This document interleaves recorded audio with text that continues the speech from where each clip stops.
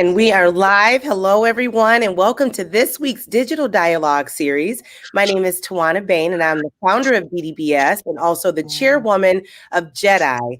And this week, we are talking about interracial relationships in the year 2020, right? Like it's already been crazy, but then throw into it looking at somebody that is not in the same skin as you and trying to figure out what in the world is going on in these streets. So I have some amazing guests with me, but before we get them introed, I would like for you all to meet my co-host, Sharina. Sharina. Hello, everybody. I'm Sharina Fox. I'm excited to be here for this digital dialogue today. We have a lot in store, so I'm really excited. I also work for JEDI as a program director, and I do the digital dialogue series with Tawana. Awesome. All right, so if we can get Layla and Chico. Layla, if you'll start, tell everybody a little bit about yourself, and then Chico, if you'll add on as well. Hi, everyone. I'm Layla Bailey Stewart. My pronouns are she, her, hers. I am a mom and a wife, an incredible friend, partner, super passionate around social justice. I happen to work as a diversity, equity, inclusion, and global education officer at Independent School in Cambridge, Massachusetts. And really my life work is around diversity, equity, inclusion. I love my children. I love my family. I'm excited to be here today and to talk with the rest of the panelists. Awesome. I'm Chico Gibbs.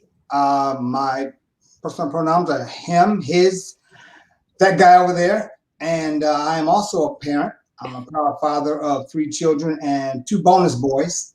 I call Detroit my home, and also Harlem, where I lived for many, many years. I live in Dallas now, just outside of Dallas, about 30 minutes north of Dallas. And I've been here off and on for the last 19 years. Well, welcome. I'm so happy to have both of you here today, and we will have some others that may pop in throughout this hour that we have. But it is an important topic, right? Because I remember a girlfriend calling me and saying, honey, I looked at my white husband today with a whole different perspective after some of the things that were coming out. Like, what's going on in your mind? Layla, you've got a partner, right? So when you guys think about everything that is happening, some people have said, listen, when I first got into the relationship, we were having these conversations. I gave them a crash course on what's going on. Some people are, after years of it, really starting to dig in and have the conversation. In your relationship, did you guys start at the very beginning having this conversation? Did civil unrest and COVID kind of open up Pandora's box? Where did you guys start? Yeah, no, we started at the beginning, and I stand at the intersection of a lot in my identity. My wife identifies as white, and so we not only deal with being an interracial couple, but we also deal with being a same-sex couple. So when you think about what's going on now, it puts a lot of pressure on it. But I feel very grateful that at the very beginning of our relationship, we talked about it, because I am definitely not the traditional partner she would have sought out. And so that made for us to have a lot of conversations about what it meant to be friends in the first place. I say that that's a good beginning. She was my best friend. And so we automatically had conversations about life, about challenges, about the good parts, what it meant to be family. We met each other's families, and we really took the opportunity to start from the beginning in a foundation that we could lean on for the future, which I think is, generally a good recipe for finding a life partner, is that you want to know you can make it through the good times and the bad times together. And so we started off early with that type of conversation. Awesome. Chico, how about you? Well, first of all, third time was the charm for me. My first wife was an African-American woman. I like the word black, from St. Louis. We had my first child with her. And my second wife was Middle Eastern. And my current wife is white. Okay, so you've been around the globe, Chico. We're not going to say that out loud, but in my head, that's what it sounds like. But I like to say that it happened the good old-fashioned way, but it didn't. Much like the other guest here, I had a vetting process, and I utilized something that if you'd asked me 10 years ago, would I ever do it, I'd call you crazy. And that was an online dating site, because my children were looking up on my Facebook showed over my shoulder on Facebook one day, and they said, "Oh, look, Daddy's got whatever the thing was called at the time." And they said, "Oh, we're gonna find you somebody," and they jumped on there. And my thing was, read it out loud to me. I don't care. Don't tell me what she looks like. Just read the profile. And, well, that's what I said. Okay. So when they read the profile and they said, I said, "Oh, what's her name?" It's okay. Well, just save that one or whatever. And I never let them know that what she looked like was going to be really important, because I didn't want to plant that seed, but it kind of was. Anyway, but that said, it turned out to be an easier vetting process, because we dated through letters and notes and phone. I don't even think we talked on the phone until like the third week of other conversation. She had been busy bouncing around the site looking at other people, and I settled on one, and I kind of stuck with that one, because I don't really have time in my life to, hit the bars and do all the other things that people were doing. And one thing led to another, and through our conversations and through our letters, finally had a first date, met her sons, and married 7 years. Now, had she been in an interracial relationship prior? Her first husband was white. Her second husband was black. So third time was the charm for her as well. Got it. And so when did the conversation about the racial differences and the cultural differences, did that take place early on in the relationship, or did that happen later on?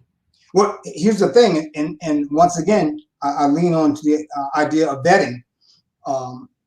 And it was a lot that was said and a lot that was discussed. And even inside her profile, she said, if you have a problem with, A, B, C, D, E, F, G, these kind of things, I'm going, oh, no, that's my highway. I live on that street. So a lot of that was said out in front.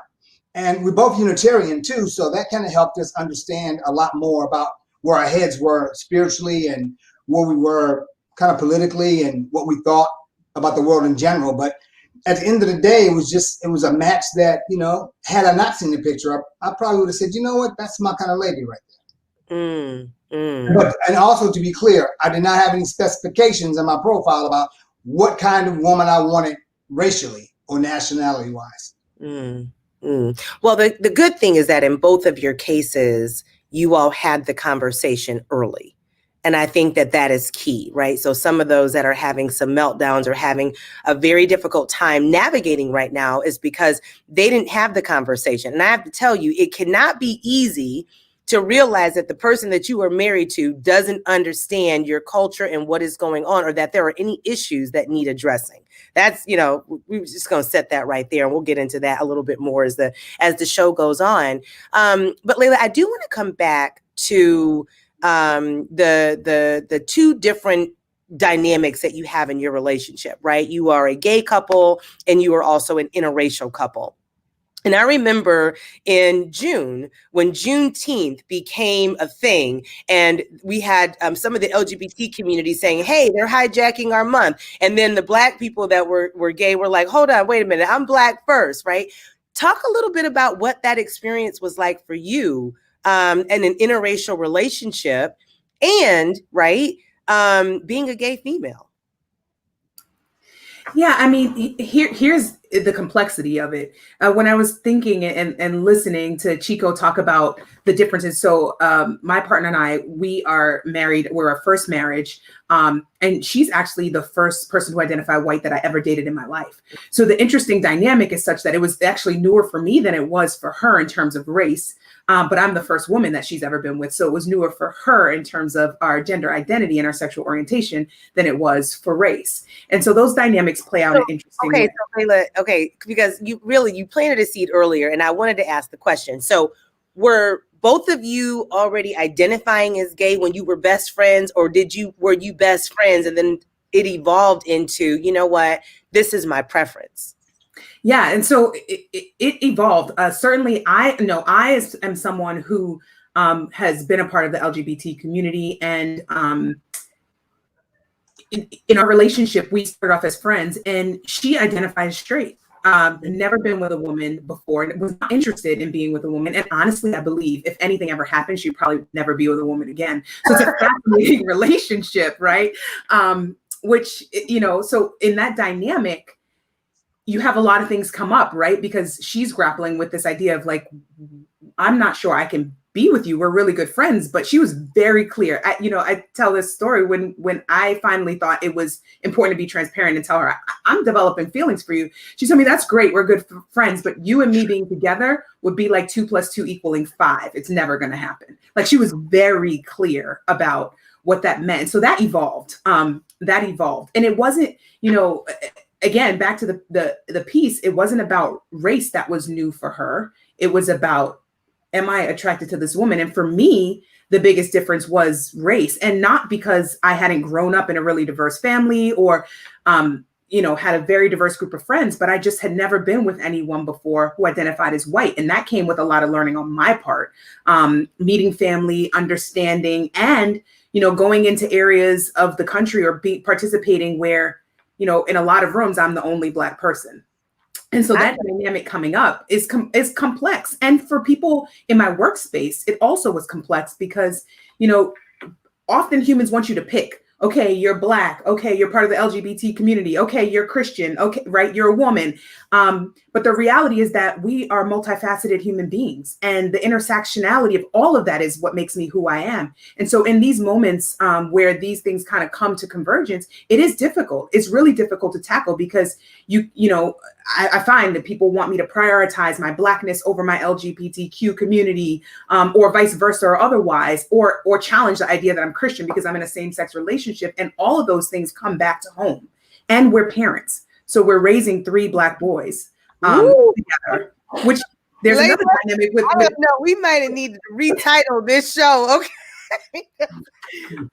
And so the race is coming up everywhere. How do you help young men be solid in their identity when you don't have the exact role model for them at home? So all of those things impact who we want to be as a couple. And I think that weighs. That's another thing that I think can be impacting couples when you're in an interracial relationship and raising children, right? When you start to talk about values, understanding culture, who they are, and then children choose themselves, that puts a pain point on relationships. And I'm curious to hear how that plays out for you, Chico, especially considering that you have a blended family. Well, I'll tell you this. First of all, ladies, everything she said, okay? And you might have to have another show because her Black husband. Oh, Layla, we need you back to unpack this, honey, because this is a whole. Wait till you see how many threads are in common here. Layla and I about 6 separated because yes, she was married to a Black man before she was married to me. But I will tell you, as most everyone should know, if they don't know, we are not a monolithic people. We speak different languages. We come from different places culturally. We have different foods in our life. I don't put sugar in my potato salad. I mean, there are lots and lots of things that she was aware of, and she was thinking, oh, that was my genuine Black man experience. And one of the reasons why she's with me is because of he called them religious reasons, but she left him because he did not accept her gay son.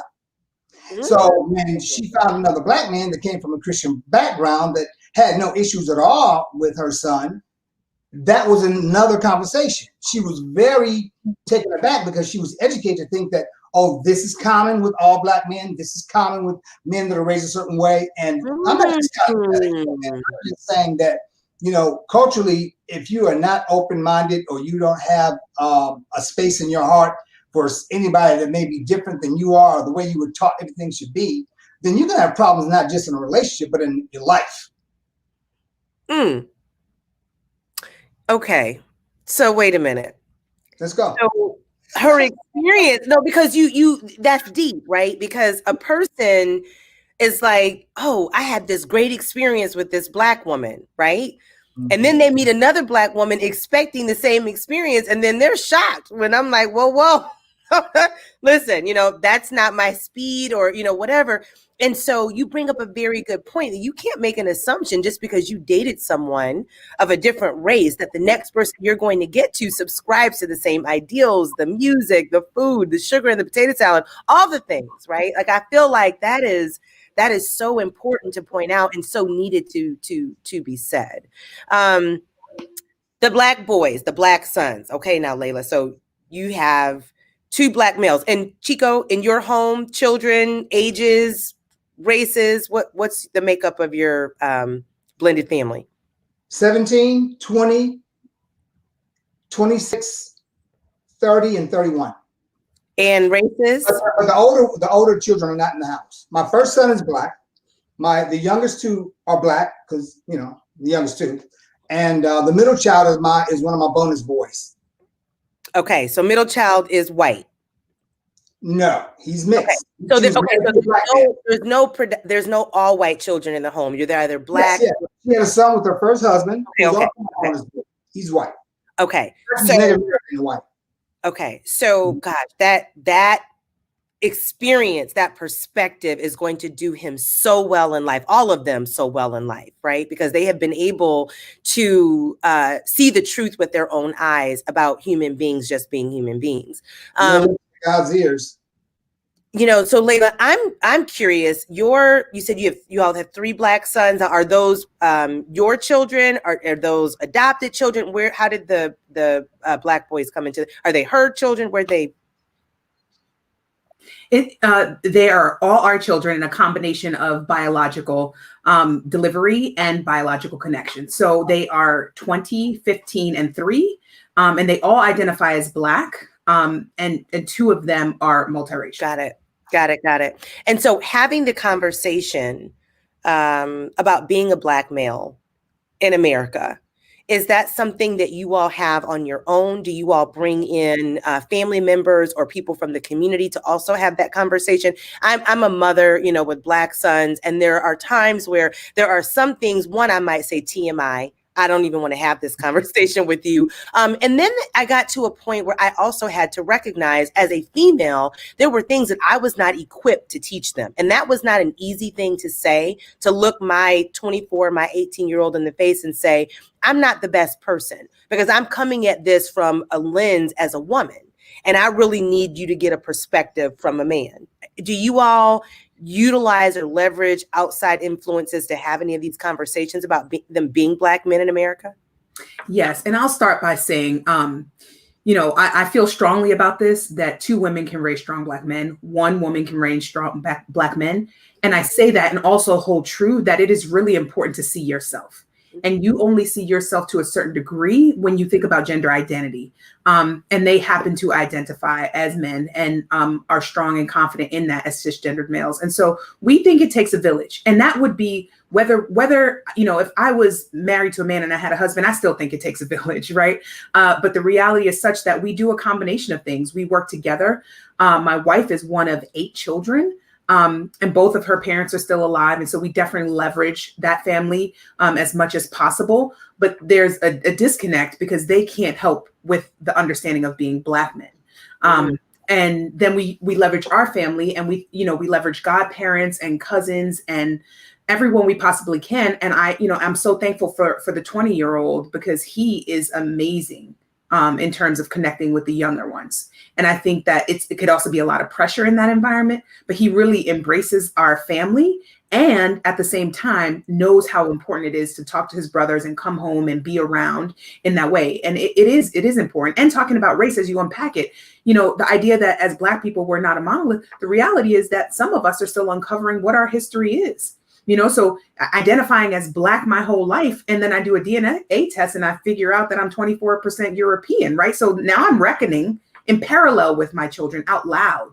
And I think that's important too, right? Like how you identify, the culture that you grow up in, it all influences you, but actually it's a privilege to know your history, to know who your ancestors are, to know your genetic lineage. And so even though we may identify in one way, sometimes that gets shaken up, right? And this environment is one that will shake it up, let's be honest. And so that's what we do. We use a village, friends, families, mentors, godparents, and we just really own our roles as moms. Like it is what it is. Yeah, you know, it's interesting, right? The word privilege has been thrown around so much and shared and written and spoken and all the things. And it's one thing for a person to be learning about it. It's one thing when you are experiencing it up close and personal. You know, my significant other is a white male, and there have been times where I have left out of a room with a no, and I have sent him back in to get the yes. And what I have recognized in several instances, especially as our relationship has evolved, is there are times when he's had to ask me, do I need to use my privilege today? And I think that that is such a deep moment. It's just a deep moment. Okay, so yeah, I need you to. I'm going to need you to do that because this needs to get done. And it's not even any more where you're not even angry about it. And that's what's the ironic part. It's like, you just like, just, can we just get this done? But it says a lot about, you know, what we're seeing and what we're happening going on around us. So I'm curious, you know, in your relationships, are there times where you have had to ask your partner to leverage their privilege in scenarios, whether it was buying a home, a vehicle, employment, getting in the front of the line, certain access? Have you found yourselves having to activate that in your own spaces? I would say in your very first example, I really wish I had listened to someone. Actually, I listened to a comedian has a talk show, and he was talking about how he was told later to take down all of his family pictures before he sold his house. Now, there's a house identical to mine at the end of the block, right? Identical. When I say identical, everything except for the floors. I got new wooden floors in. I have a swimming pool put in a year after I built. All these different things, right? He was selling the same time I was refinancing. He got a $10,000, no, it was like a $17,000 bid over what I was told my house was worth. And later on, I was getting ready to get real. A friend of mine said, "Did you take down your pictures?" And I said, "Damn, I didn't think about that. She really should have been the one showing her this house because they would have seen it totally differently," which is totally effed up on this face, but it would have been very convenient if I had thought about it. That sounds greedy, but that was it. No, you know, it's fascinating. I'm really stubborn when it comes to that concept, and I try as much as possible not to ask for that privilege to be used because I fundamentally believe that that privilege shouldn't exist. And so if I ask to leverage that privilege, I feel like I'm perpetuating a cycle I'm trying to disrupt. But the reality is that it happens whether I wanted to or not, right? We see a difference in treatment. We see a difference in conversations. But what I appreciate about my wife in particular, and why I really love her, is that she went through her own reckoning and learning and understanding about what it means to have that privilege, right? That came as a point to us when she started to see it happen in real life. And she, you know, will pause and think when she has a desire to use that privilege for protection, for the betterment of our family, for understanding. And the irony is that in many cases, the privilege that's being extended to her, she chuckles. You know, we go into a store, and we went into this one children's store, and they would not serve me. I mean, they would not interact with me, say hello, engage with me, anything. And then she walked in separately from me, and they right away went to her to ask. And she laughed and she said, "Oh, we're going to leave now because you missed the person who has the bigger credit card." And we walked out of the store. So those are the moments for me that I just have to take in, but I try not to use it because I don't believe in that I don't believe in that construct that should afford privilege, even though I understand we live in a world, in a country, in a system where that privilege is given often. I too agree with exactly what you said. What'd you say? Now your mic is on. Can y'all hear me? I hear you, but it's delayed. Okay. Well, I too thoroughly agree with exactly what you just said. I think, especially being in the diversity and inclusion in that space, it makes you don't want to subject yourself to that. You know, like you're always like, okay, no, I'm gonna stand my ground on this one. I'm not gonna, you know, I'm not going to allow that to happen because this is my life's work, right? And so I definitely get that point. But I'm also like, I also think in all relationships, it's important to know where to chime in, right? Because like, for instance, for you with your wife, like she knew exactly where to chime in, especially, understanding your partner and understanding those boiling points. Because I know that like, I have dated out of my race in the past. And it was one of those things where I appreciated the fact that he knew that boiling point for me, where it was like, oh, nope, we're not going to do that. Right. So, and understanding like when it's time to leave, when it's time to just those unspoken cues that and every relationship has it, whether it's black and white, whether it's black and black, whatever. Like you just have those moments where you just understand your partner to a level where it's like, all right, it's time to go. Or, okay, let me chime in here before he or she goes off on everybody. And then you got to hear it in the car, right? So, so it's like either we leave now or I have to deal with it later. So I definitely understand those moments where it's like it's just an understanding of your partner, and it has a lot to do with those relationships, with those conversations that you had in the very beginning about race, about the expectations, about who you are as people. And I think with you all being friends first, it lends itself to like, just a tighter bond. Yeah, and I'll also add that it's also important to understand there's the big privilege, right, that we often categorize as white privilege, and then there's privilege, and that every human being has some aspect of privilege. Like the fact that I get up every morning and I don't need any assisted devices to get from my bed to the bathroom is a privilege because I'm able-bodied, and I try to live recognizing just as much how much privilege I do have as recognizing the privilege that I don't have. And I think that lesson is important. And when it comes to play, is changing the dynamics to when you are in a represented population and that privilege switches, right? Like my wife has experience coming to an all Black church, and that feeling, right? It's like, okay, wait, the unwritten code here, how to move, what this means. And sometimes those are the experiences that we go through together. I've had them in reverse, right? Going into the parts of Michigan where I'm the only person that looks like me for miles, right? And so being willing to do that together is how you build understanding, and not to make assumptions that, oh, I'll never need to understand your perspective because I'm Black and you're white, but recognizing that you both have something to learn. And I think that gives a foundation that you can lean on in tough times. Yeah, I don't disagree. I think the interesting thing, someone shared, well, actually a number of people have been sharing that they typically will ask a white friend or anyone outside of the race to attend church with them. And that is how they help them to understand what it's like to be Black in America. But what I also remind people is that's a temporary feeling, right? You get to leave that church and go back out into society and not have to be uncomfortable all the time. And so, but the church, I think, example is definitely a good one.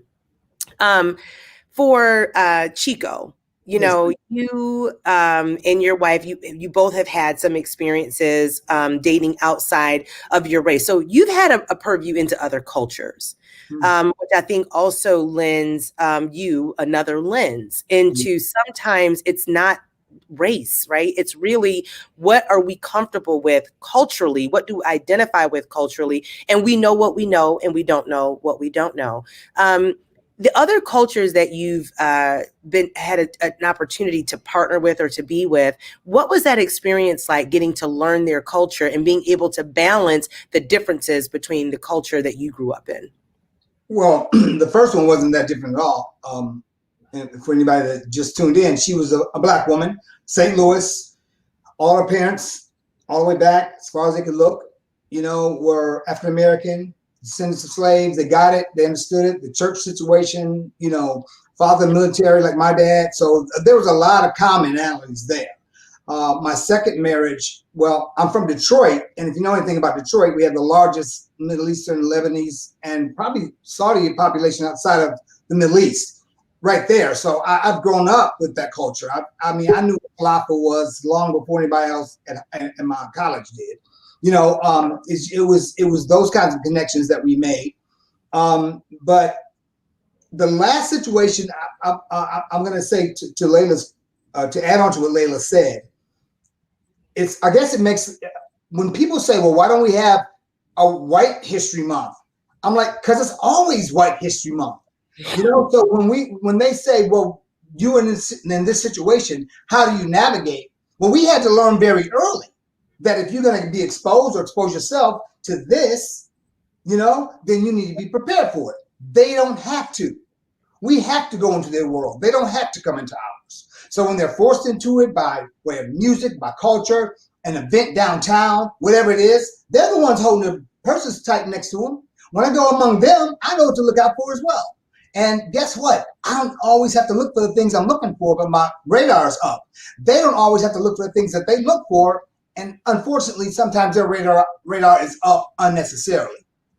So, and just to be clear, especially for those that are viewing, so you dated a Black woman and then it was Middle Eastern and then it was white. We just want to make sure that this isn't because oftentimes a Black man who dates a Black woman and never dates another Black woman, the question becomes, did you have such a bad experience that you'll never date another Black woman, or was it just really the roll of the dice? I saw Spike's movie too. Yeah, I remember that scene in Sylvia. And yeah, that's a real thing that happens. It happened with my second wife. But no, there is no. I understand why people ask it though. I'm not crazy. I get it, especially when you find men that are either I don't want to put a bus on top of all of them, but celebrities or very wealthy, or like I said, not a general application, but because they're the most visible. A lots of times people in our culture would think, oh, just had to have one, didn't you? You know what I mean? Chico, where do you think that stems from? Because you're absolutely right. That is a thing of prevalence. I have watched, even my own two sons. One dated a white girl for a short while, and then he was with a Black girl. And, the other one, he's like me. I don't have a type. Like, if you're a good person and I like you and we have something in common, we can rock. So my question, though, is what do you think it is with those that are in more high visibility roles or Black men? Do you think that it is a lack of value of Black skin because of what we've been experiencing in America? Do you think that it is the assumption, I want to say, or generalization is a better word, the how the Black woman's her strength, her passion, and how she presents herself? What do you think that is? When she sees a Black man with someone outside of the Black culture, or in general, the prevalence of the Black man in celebrity dating white women. What do you think that stems from? Well, I can't speak for all of them because I honestly just have a problem. I love women. It wasn't something I went, oh, I gotta have one like that. I want one like that one day, and one like this. And if she couldn't dance, we might even have, I'm not really sure we'd be together now. There are certain things that I have that I would like to share and not have to teach people. So that's cool that she came along in the package. But when you see celebrities, or I guess men of means, I can't speak for them. I mean, are they trying to put a dot over the I they think that completes them? I don't know. Are they trying to say, I have arrived and so I deserve this white pearl? I don't know. I don't know what it is. I think that a lot of it has to do with immigration of Black women. I think it's how they have been talked about, spoken about, seen, not just in our culture, but in the greater culture, and in art, and I mean, Diane Carroll was like, I wanted to marry her. So if they got some younger people on here, she was the first Black woman to have her own show. And when I saw her, I'm like, wow, that's possible. But it hasn't been a lot of those moments for Black women. So I understand why they would look at the brother and go, really, dude? I mean, I understand that position. I understand how they may feel. But as far as why these men pick different women or for what their reasons are, we can all speculate. But we can't always just say, oh, a lot of Black self-hatred going on over there. Oh, just had to have you one over there. And I think it's different for everybody. But to answer your question, the greater question, I think it's all on an individual basis. And I think that if you're looking for arm candy, you can find it in any flavor. I don't think that's everybody's motivation, but it could be. Layla, what do you think? I struggle with this in a real way because there's a whole culture of sellout, right? And I grew up in the Bronx. I'm a New Yorker, a native New Yorker, and I grew up with like the worst of worst happening. Kids putting gum in my hair. Oh, your eyes are too light. You must be white. I mean, it's just the amount of stuff that I dealt with, and all of that still didn't lead to me disliking Black people. Right? It is. I just struggle with the idea that we, as a people in our history, and thinking about specifically the United States, we moved past this whole time period where we asked not to be segregated. Right. And so what do you think is to come of not being segregated? Right. It means you're going to interact and engage. And I feel like sometimes in our society, there's a push to almost go back to segregation. And, at the same time, it's like, it's okay to work together. It's okay to be friends together. It's okay to have business together, but it is not okay to fall in love. And I don't understand where that line comes from. And again, to be transparent, my wife is the first person who identifies as white I ever dated. And I got married really young at 20. So I was quick. I knew what I wanted. I was decisive. It wasn't as if I dated all these other people and they weren't good enough. And I'm very attracted to all people. And so that I struggle with this idea of the sellout culture. But I also understand the pressure that you feel, is particularly when you are wondering if you have any sort of internalized self-confidence issues, and then you see it manifest in I'm not good enough, but this person is now with someone else. And I try not to be judgmental, but we have it in us. I've been at family gatherings. I was like, oh, it's okay as long as this person doesn't date a white person. And I'm like, hey, everybody, let's think about that situation. Like, what is that about? Where is that coming from? Why? Now, I'm not ignorant. I understand when you come from a history of oppression, you don't want to center the oppressor. I understand that. But if we are to move forward as a world and a nation, what do we do about that, right? Like, does that mean, because the person who keeps you, does that mean that you are then cut off from the rest of any other interest? And does that mean you actually have self-hate? I disagree. I don't think it means you have self-hate because you are interested in someone else. If you took away race, you don't want someone who's your mirror image necessarily. So why is it that when race comes into play, that is so prominent, like it should be together? And we get frustrated when it's like, if you listened, if we were listening to a conversation between a white mother and her son, and we heard her say, don't date those Black women now, we would be pissed. Let's be honest, right? But when it's the other way around, it's okay. I'm challenged by that concept. I had a conversation like that with someone once. Those exact same words you just said, like, okay, put the shoe on the other foot. How would that sound to you if it came from a white parent? So I totally get it. And I just want to piggyback on something you said about segregation. I was in a cab once, came back to Washington, D.C., and I'm coming in the cab, and he was just railing on these kids that were just being very just boisterous and noisy, calling each other bees and all kinds of stuff. And he just drove a little bit further. He said, you know what? Integration killed us. I'm like, bro, what are you talking about? He said, because we always knew what their world was like. We had to tell them what their world was like. When we had our own schools, we got to tell our kids what the world was going to be like. And that really took me back. Like, I think that my privilege was being raised in a house where, we were over-educated about what being Black was like. I think I got my instructions when I rode south on a train, and I was always inquisitive about the architecture, how different chairs were different in different cars. And there was a spot on the train where you could see the varnish was clean and just wood underneath it. And I'm like, well, what was there? And the guy walking by goes, that's the colored section sign. They took it down years ago. Mm-hmm. And so I was indoctrinated very early into what it means to be what I am and how I look. And speaking about your third seminar you're going to have, you can bring up my other people, my Cuban brothers and sisters, because I'm Cuban as well. And they have some, well, anyway, another conversation. Yeah.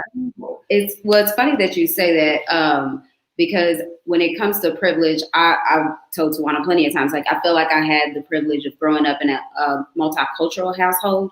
And so growing up, when I came out into the world, like, I feel like I had like a different perspective on intercultural dating.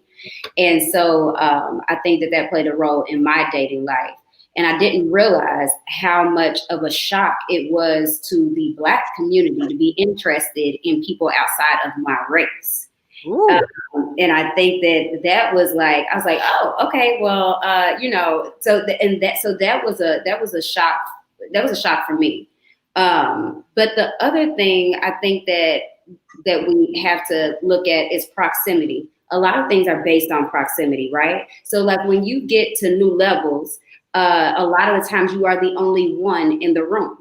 And I'm not saying that this is the case for most people, but if you're in corporate America, or if you're in that realm, even if you're in startup communities, right? Like if you're in tech, if you are a Black person in any of those spaces, you are outnumbered by everybody, whether that's white, Asian, whatever. And I think that just like crime is based on proximity, so is love and what you have access to. And so I'm not saying that is everybody's mindset, but I am saying that sometimes when you get to a place where you're just ready to fall in love and that's who's around you, you just pick the best person in the room and race goes out the window. Mm-hmm. Mm-hmm. I want to come back to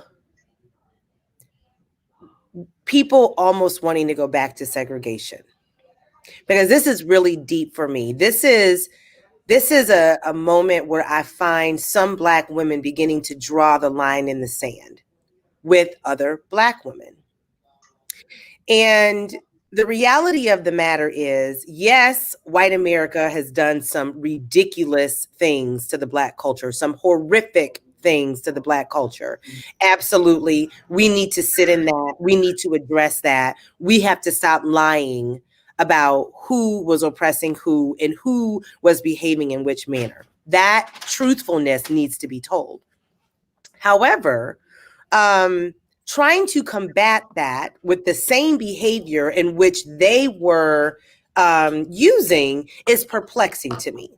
Because two wrongs just don't make a right. Now, I am not saying that there are not people who don't deserve to be told about themselves because of current behavior. I'm not saying that.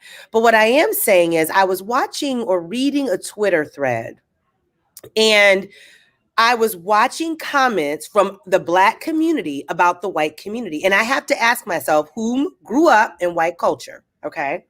I grew up in white culture, and I remember at the age where the urban suburban program kicked in for me. And so I was so excited that I was now going to be able to be exposed to Black culture, and got shut down at the gate.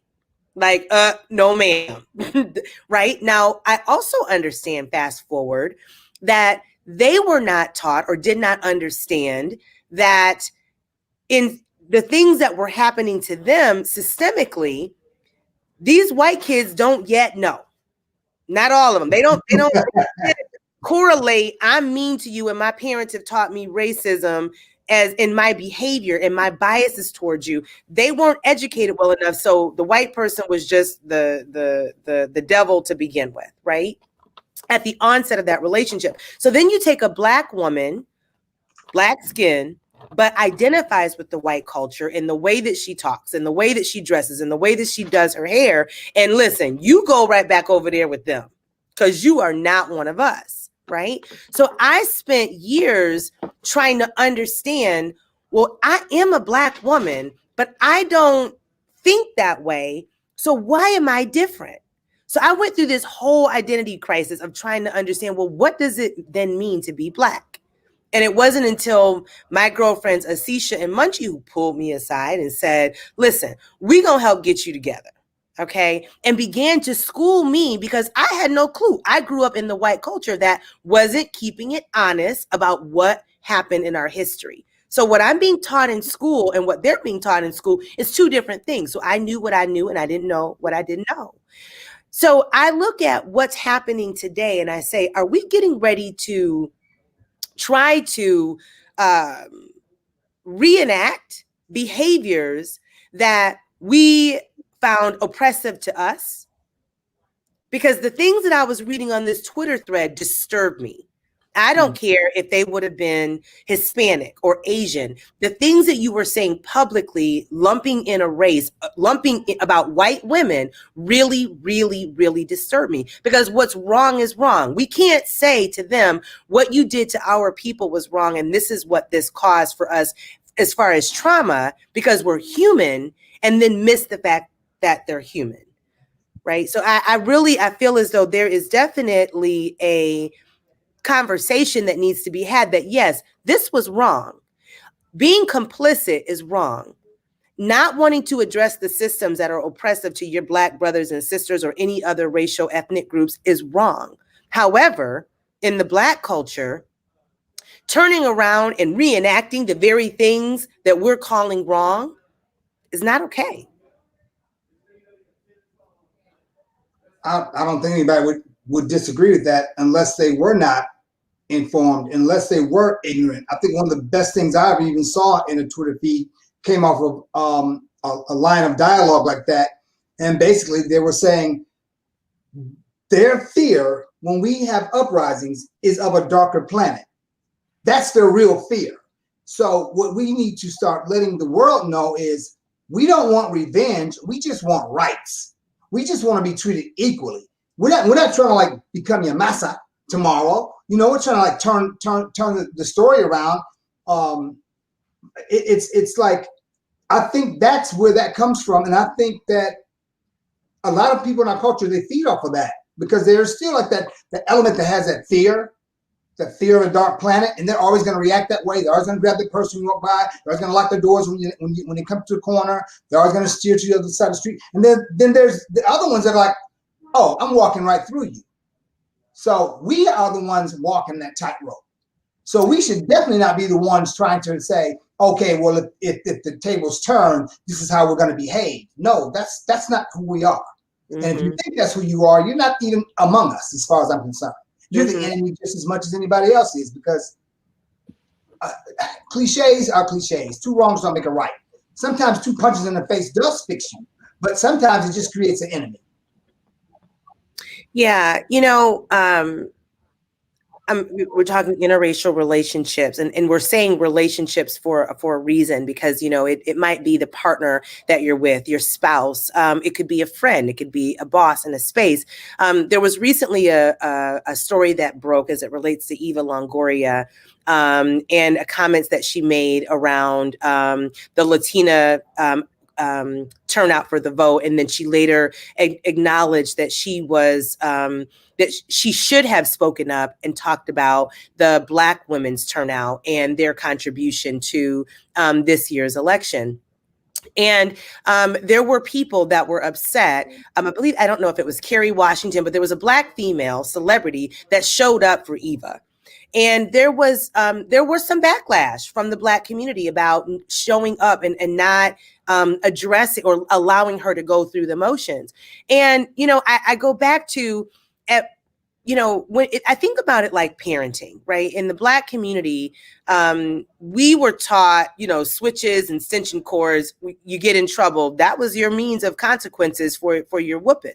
But it didn't make it right? So we're teaching that and we're passing that on. And that is looked at as a form of abuse, of child abuse. But that behavior being passed on doesn't make it right. So is it that when a white woman or a woman of color makes a mistake, is the right thing to allow them to go through that, and that a Black woman should not speak up and say, listen, sis, you made a mistake, but cancel culture doesn't need to come for you because you are willing to acknowledge your mistake? I am curious from both Chico and Layla, what your views are on the Black woman, or man for that matter, showing up for someone outside of their race when the community comes for them for a faux pas that they actually genuinely feel bad about the way in which, you know, their privilege or their blinders were on a missed opportunity? I would love for Layla to go first, since I feel like I've been yapping all night, all day here. Yeah, no. I'm happy to jump in on this one, and it does connect the previous point to the one that you're asking about right now. And for me, it's really the idea about, where do we want to go as humans? Where do we want to go? When we think specifically in the United States, because there's a whole global conversation that we don't have time for tonight, right? But when we talk about the United States and we talk about being Black in the United States, you know, some of my question is, what is our vision of hope? Because the reality is, sometimes as adults, we get in our own way for what we desire, right? And I feel like some of the tactics that are used are both grappling with this idea of power, right? And there's a lot of power that we have. And when we talk about race, I come from the belief that race is a social construct, that it is not based in biological and scientific information, and it is one that is used to categorize people. We give that power. It's also the truth that there are real lived consequences from that social construct, right? There are consequences that are because of that. And this idea of how do we grow as a people, you know, something that you said really resonated. I have a hard time when we don't believe that babies, no matter what their race is, that they are born into this world, and as children they develop, they need to have a positive self-identity to make change. You can't love other people if you don't love yourself. And so these tactics help perpetuate shame, help perpetuate hate, help perpetuate the idea that we are meant to be a divided people.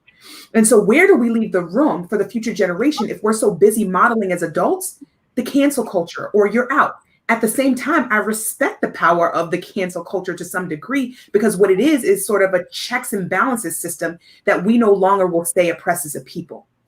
And so to me, there's this thing that's happening where we have to get in line and think about it. Everybody makes mistakes, because then there's this idea of exceptionalism that we as Black people don't make mistakes. We don't want to be called out for our mistakes or be limited by our mistakes. We don't want that to be the total representation of who we are. But then someone else makes a mistake and we're like, you can't be afforded to make that mistake. And I have challenge in that, because the human process, we develop as humans by making mistakes. That's how we learn. How you act beyond that mistake is the difference. If you keep repeating it, then it's insanity. But if you grow and learn from it, then that's the whole point, right? Of being able to make a mistake and have practical learning experiences. And so if there's no room for that, then we're challenged. However, I don't believe that it should be at the disadvantage of others. If that room is so big that it doesn't allow others to exist, then you have to, you know, bring it in and rein it in. But it's hard. It is hard. And the reality is that we are all multifaceted people. I think I said that earlier. And when we get into this mindset of pushing someone out, we might not even know what their actual makeup is, right? We don't know what their history is. We don't know what their lineage. I didn't even know what mine was. So who am I to then put people in a box? But I also fight for justice, right? And I think that decentering whiteness is incredibly important. I also think that there's challenge interracially, right? We hold ourselves to other standards and we're harder on ourselves with each other, that how we don't even need to worry about anybody else, right? I say that, and yes, we need to worry about everyone else. but sometimes the moment feels so palpable in that I'm just trying to figure out how to be me and how to be with each other. And then I hope for a better generation in the future. And part of how I think you go from being underrepresented to represented is by increasing the population of who you are, and the growing population are those who are multiracial. And there's this fear of dying off of purity. Let's be honest. What does that mean, purity, right? What does that mean? So for me, I think there has to be room for mistakes. I think we have to come together. I think we have to operate from a place of love, not hate. And that requires patience, pain, triumph, and boundaries.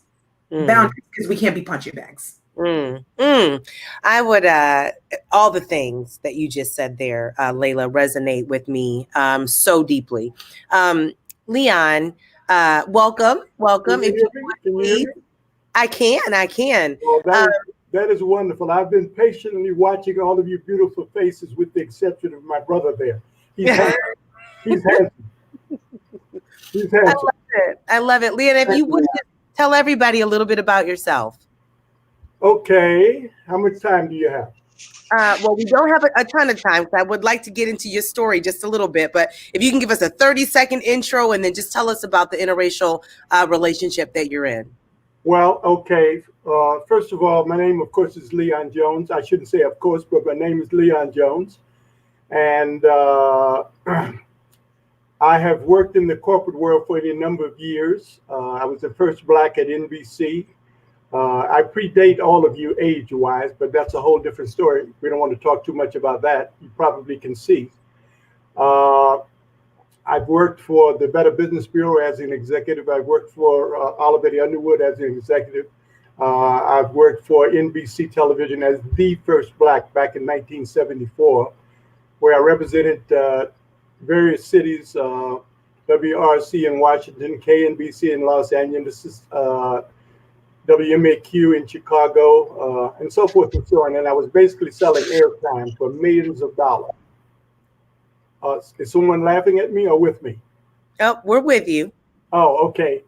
And right now I'm involved in a company called, well, first of all, involuntarily, I left NBC some years ago, and I'm involved right now with a company called Legal Shield, which I've been doing now for about 18 years, and it allows me to make 6 figures from home. I was married to Miss Jamaica for a number of years. We have a beautiful daughter. Her name is Spencer, and she graduated from the University of Wales, and she speaks French fluently, and she speaks Spanish fluently, and her father is still trying to learn how to speak English. But that's a whole different issue. She writes for the Huffington Post, and she also works with her mother in the villa business. They rent villas all over the world, including South Africa. So when I was with her, she used to send me to those various locations until I start coming back with no information at all. She wanted to know, how did I account for all that time I spent over there? And whatever I told her didn't go well. So as you know, what followed, a divorce. But we're still friends. Oh, good. We're still friends. Now, getting back to interracial relationships. First of all, we're all products of our environment. Okay? And I take your silence in the affirmative. You agree with me on that? I do. So where I grew up, it was virtually all white people out in St. Albans, Queens, here in New York. And this high school I went to, 95% white and Jewish. All of my employment, 90% white. When I moved into Manhattan from Queens, I moved into 25th Street and 3rd Avenue, all pretty much all white. And from 25th Street to 33rd and 3rd, all white, that building that I lived in. And then I moved to 67th Street and 5th Avenue, definitely all white. And where I'm talking to you from now is 77th and York Avenue. And I don't see anybody who looks like me. So I miss my people. But I had someone say to me recently, Leon, why are you always moving into white neighborhoods? So I made believe I didn't hear what he said. I said, excuse me. I was trying to formulate my thoughts. How am I going to respond? I said, I heard it the first time. He said, why are you always moving in the white neighborhood? I said, you really want to know? He said, yes. I said, for safety reasons. I said, if there's any criminality, the police are there in 5 minutes. If there's a fire department there in 5 minutes. I said, the sanitation department picks up garbage twice, if not 3 times a week. How often does he pick it? How often do they pick it up in your neighborhood? You know what I mean? I said, so I'm not chasing people. I'm interested in safety. I don't want to come home and get knocked in the head at 2 or 3 o'clock in the morning because I'm out late quite often. And I want to be safe when I come in. I don't want to be frightened to death. And I said, and as quiet as it's kept, my next statement you may perceive as being arrogant, but that's not my intention. I can afford those neighborhoods that I live in. Okay?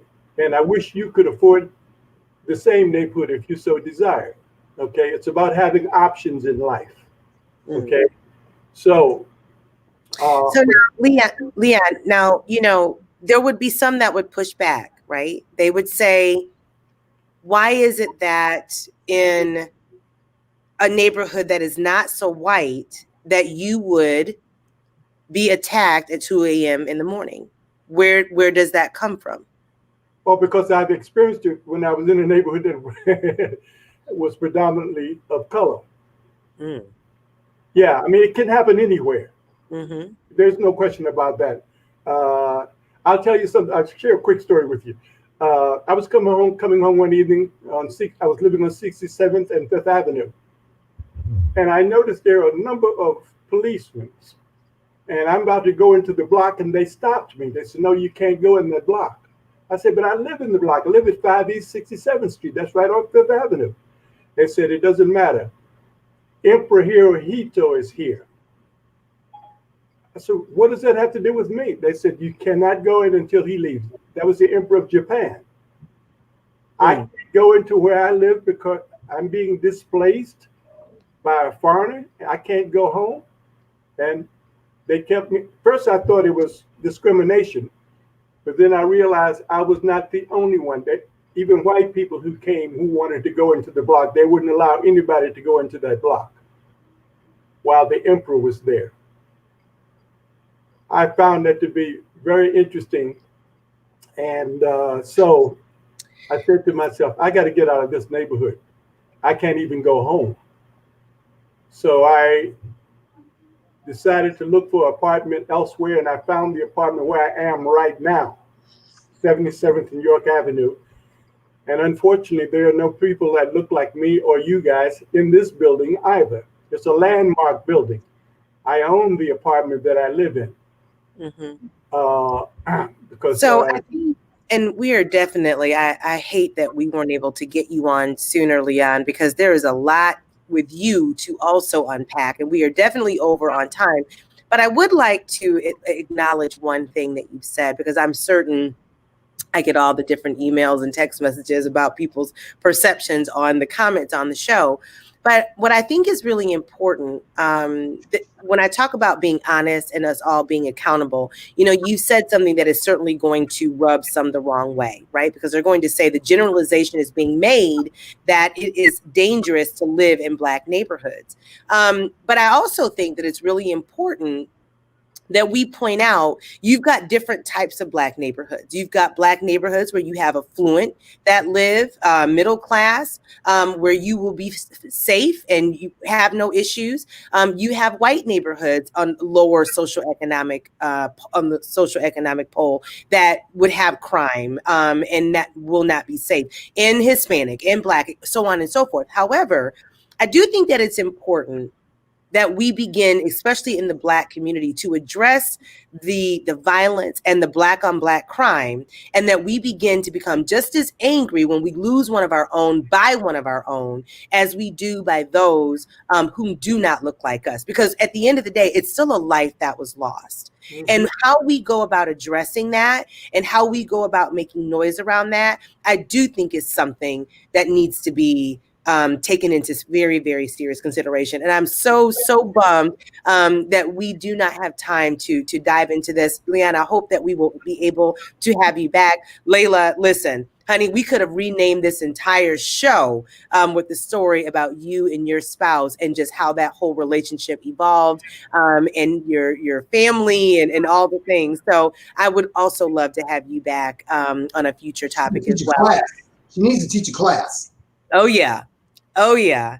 I'm hopeful that, excuse me, just briefly, I am hopeful that you will do this again because I'll get the opportunity to address the current relationship that I'm in, which happens to be an Italian lady who's Blacker than I am. And I've had people say to me, Leon, you're an Oreo cookie. You know what that means? I said, yes, it means that I'm chocolate on the outside and I'm white on the inside. I don't know if I agree with that. You're making that statement based on how you have perceived me over the years, but you're entitled to your opinion. I happen to like people. Period. I don't discriminate, but I'm very selective. you see. Well, And as I said at the beginning, we're products of our environment. If you're living in an all black neighborhood or all white neighborhood or all Hispanic neighborhood and you work with only those people, those are the people you're going to get involved with socially and or otherwise. I'd love to hear more of Leon's story, but I have to share something my daddy told me years ago. You can have a bad time anywhere. Absolutely. No question about it. Absolutely. And so with that, we will absolutely try to figure out a part 2 of this discussion, because I think the comment that was made by Leon, he's got a white woman that's blacker than him. I just had one of my good friends say that to me the other day about her mother having to be white. And I said, how is your mother dealing with all this? She said, honey, my mother is blacker than I am. She has a white mother and a black father. But either way, for those that have tuned in with us today, I think you've heard a lot as it relates to relationships. Some of the best advice I believe that we received today is make sure you begin having this conversation early.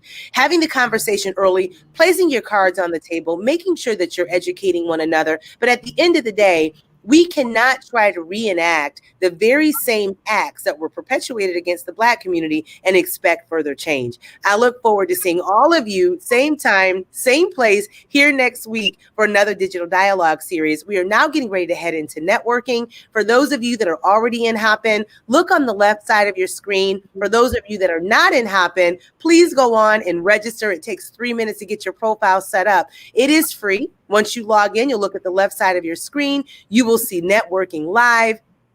Click that button. It'll take you to another screen where you get to specify when you're ready, and you will have random one-on-one meetups with those that have been participating today. If both of you decide that you want to keep the conversation going, hit connect, the little blue button at the top of your screen, and their contact information will show up in your dashboard. I like to say, think of it as business cards that you're picking up when you're at a conference or a trade show. To all of our panelists today, thank you so very much for your time, for your wisdom, for sharing of your story. Again, we look forward to having many of you back. And for those that have tuned in, thank you on the social media world as well as those in Hopin.